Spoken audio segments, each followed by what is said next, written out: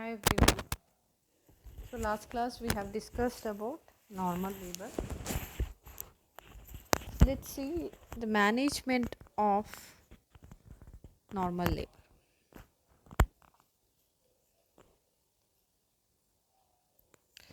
So as I said, there are four stages.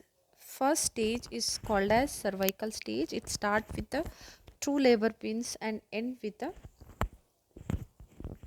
full dilatation of cervix. So here in the first stage, so as I said that for primary 12 hours it will take, and for the multi gravida women it take 6 hours.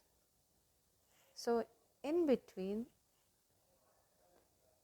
rest and ambulation should be done, oral intake, urinary bladder function should be seen, bladder distension avoided because it can hinder the descent of the fetal presenting part, and pain relief, monitor fetal well-being during the labor, and also you have to check for the uterine contractions and evaluate the frequency and duration and intensity of uterine contractions.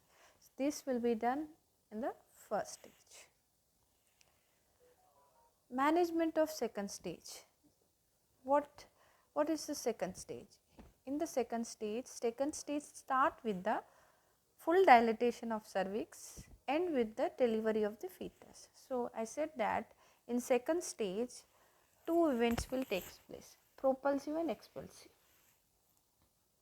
In that, the fetus, in propulsive, fetus will touches the pelvic floor, and the expulsive, the fetus will come out, or delivery of the fetus will occur. So that is expulsive stage. So what we have to do a management. First, prepare the women for the delivery. Put the patient in dorsal lithotomy position or lying flat on the bed. Clean the vulva and perineum with antiseptic solution to avoid the infection, and clean hands, clean surfaces, clean cutting and ligaturing of the card. Catheterization if the bladder is full. Delivery. Conduction of the delivery. Maintain the flexion of the head, prevent early extension, and regulate the escape out of vulval outlet. How the conduction of the delivery or process technique we'll see in the mechanism of labor. So that will be discussing in a next class. So what is the management we are discussing here? Let's see management of third stage labor. So what is the third stage? It is in this removal of placenta, membranes will be done. So here placental separation and its descent into the vagina are allowed to occur spontaneously. Constant watch, change to dorsal position, and hand should be placed over the fundus. It may show signs of separation, state of uterine activity, and detect the inversion of the uterus. So expulsion of placenta. Patient is asked to bear down efforts and placenta grasped by the hands and twisted round and round with the gentle traction. As I said, there are two methods are there for placental removal, that is Schulz and Duncan-Matthew. And after the removal of placenta, we need to examine the placenta.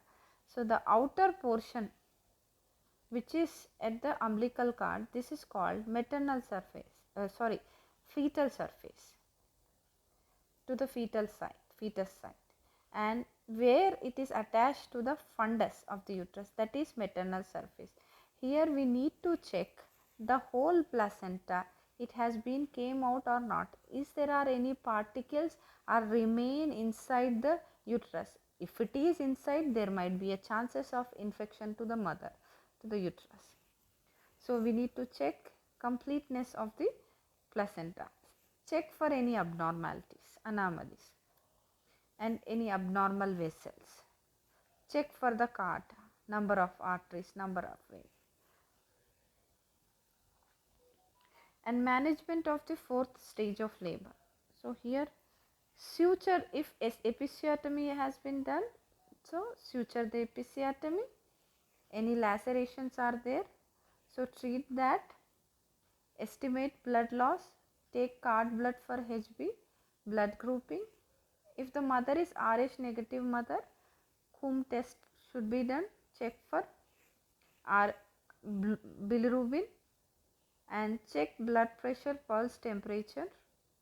All the vitals should be recorded, and abnormal vaginal bleeding is there or not, and firmness of the uterus before transferring the patient to the ward. So this is the management of normal labor. Hope you have understood. Thank you.